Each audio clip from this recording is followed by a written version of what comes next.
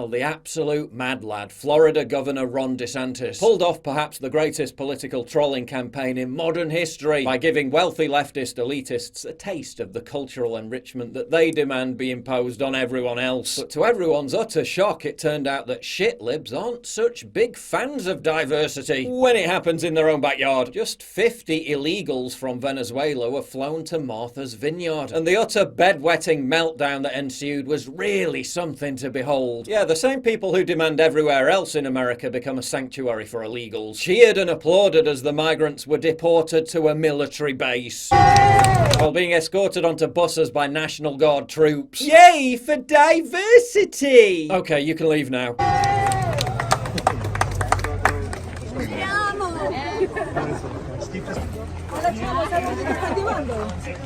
Yay! Woo! Oh, thank God they're going.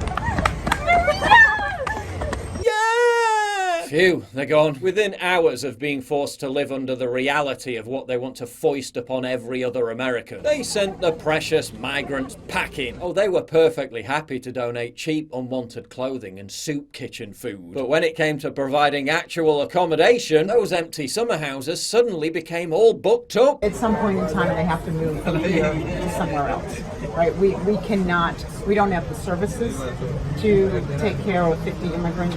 And we certainly don't have housing. We're in a housing crisis as we are on this island, and so we can't house everyone here that lives here and works here.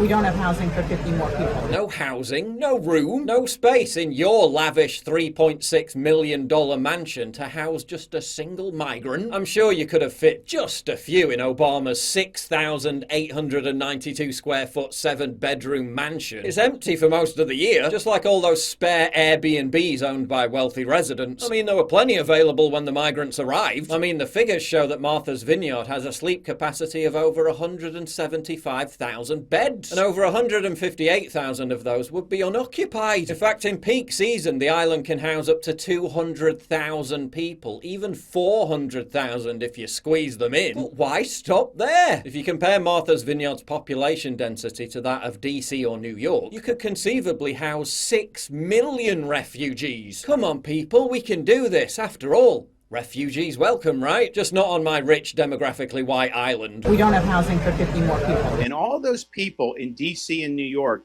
were beating their chests when Trump was president, saying they were so proud to be sanctuary jurisdictions, saying how bad it was to have a secure border. The minute even a small fraction of what those border towns deal with every day is brought to their front door, they all of a sudden go berserk, and they're so upset that this is happening. And it just shows you, their virtue signaling is a fraud. Reports surged of residents seeking to fit new locks to their houses after the migrants arrived. But they told me diversity was a strength, after all. It's worked out so well in Europe, hasn't it?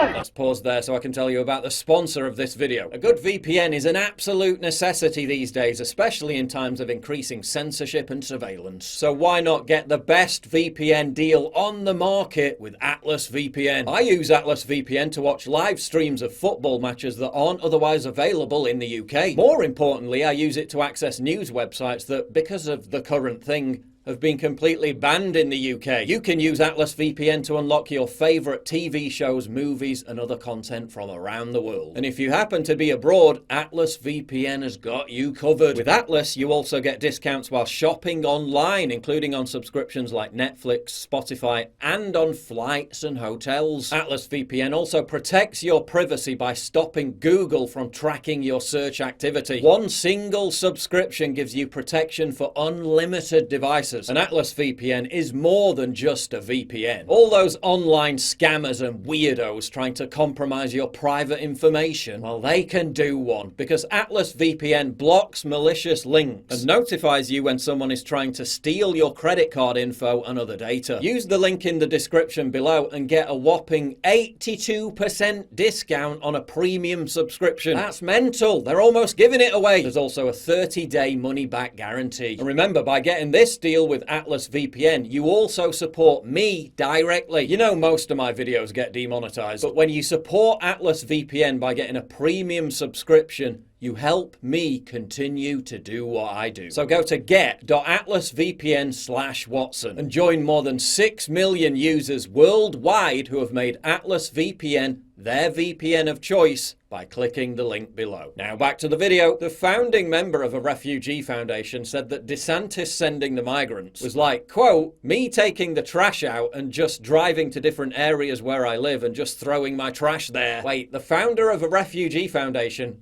comparing refugees to trash? Bit of a mask-off moment that, wasn't it?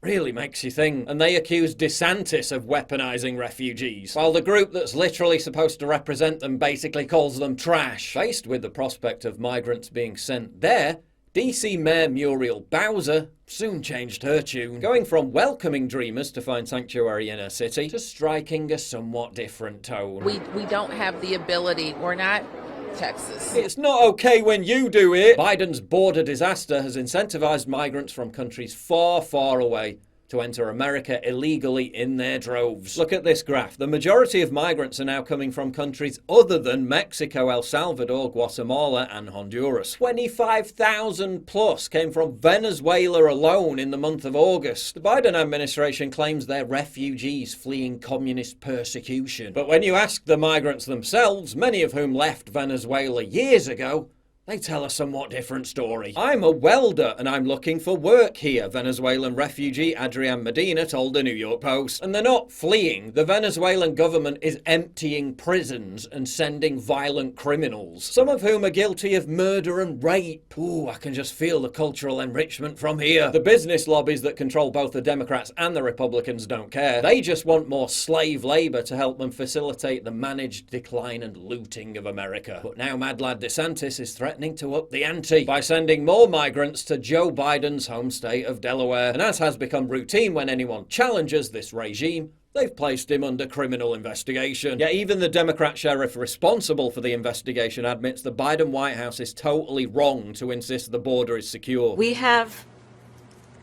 a secure border. Yeah, it's so secure that 203,597 illegal immigrants were encountered at the border last month, a 329% increase from the average number of August encounters under Trump. It just feels like we're completely overrun and we've lost control of everything. At least I know that here it's, you're helpless.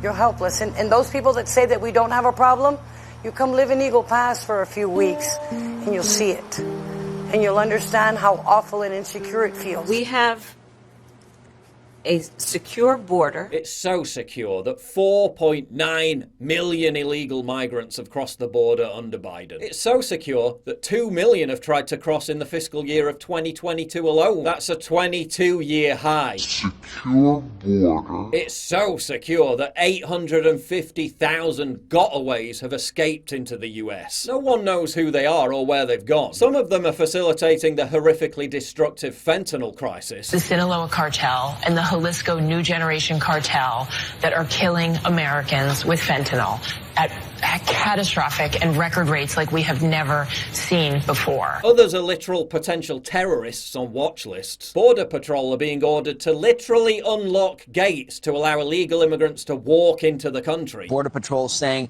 that they've been completely overwhelmed in the city and as a result have had to release over 1,000 migrants onto the streets. We have a secure border. And all of this is being expedited by the Biden White House because there are no consequences for the illegals whatsoever. Except, of course, if the migrants get anywhere near their backyard, then suddenly diversity isn't a strength, refugees aren't welcome, and they're swiftly deported within 48 hours.